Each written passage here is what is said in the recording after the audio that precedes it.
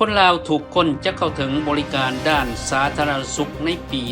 2025 รัฐออกทุน500 ล้านกีบเพื่อซ่อมแปลงอนามัยห้องน้ำเปื้อนที่นครหลวงเวียงจันทน์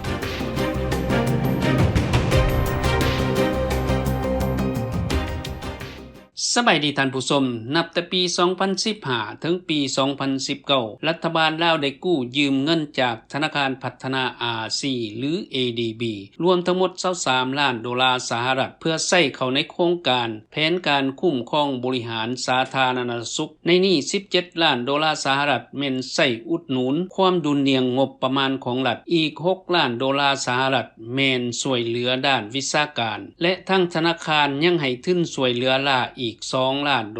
เพื่อสร้างความเข้มแข็งด้านวิชาการเช่นให้แก่ขบวนการปฏิรูปสาธารณสุขเพิ่มทวีเวียกงานป้องกันสังคมสำหรับผู้ทุกข์ยากและปรับปรุงให้บริการสุขภาพแม่และเด็กและเด็กน้อยอายุต่ำกว่า5ปีบ่เสียค่าโดยผ่านกองทุนประกันสุขภาพแห่งชาติท่านบุญกองศรีหวงศ์รัฐมนตรีกระทรวงสาธารณสุขกล่าวว่าได้สร้างความเข้มแข็งด้านความสามารถคุ้มครองทรัพยากรมนุษย์คุ้มครองด้านการเงินสาธารณสุขสร้างแผนการเพื่อบรรลุเป้าหมายตามสภาแห่งชาติได้รับห้องยุทธศาสตร์การปฏิรูปสาธารณสุขและจะเฮ็ดให้ประชาชนทั่วโปร่งชนได้เข้าถึงแขนงการสาธารณสุขในปี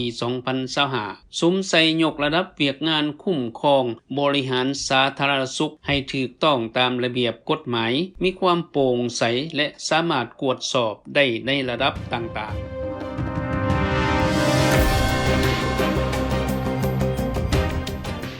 รัฐบาลสปป.ลาวได้ออกทุนป้องกันสิ่งแวดล้อม500 ล้านกีบให้แผนกบริหารคุ้มครองนครหลวงเวียงจันทน์เพื่อใช้เข้าในการซ่อมแปลงและอนามัยห้องน้ำเปื้อนเพื่อป้องกันน้ำท่วมถนนหนทางในฤดูฝนโดยเฉพาะอยู่ใน10ถนนหลวงเส้นห้องน้ำห้องแซงที่เชื่อมต่อกับห้องห้วยมากและบ่อนอื่นๆโครงการร่วมทั้งเมืองจันทบุรีไส้เศรษฐาสีขวดตะบองศรีสัตนาไส้ธานีและเมืองหาดสายฟองระยะเริ่มจากเดือน2ฮอดเดือน12ปี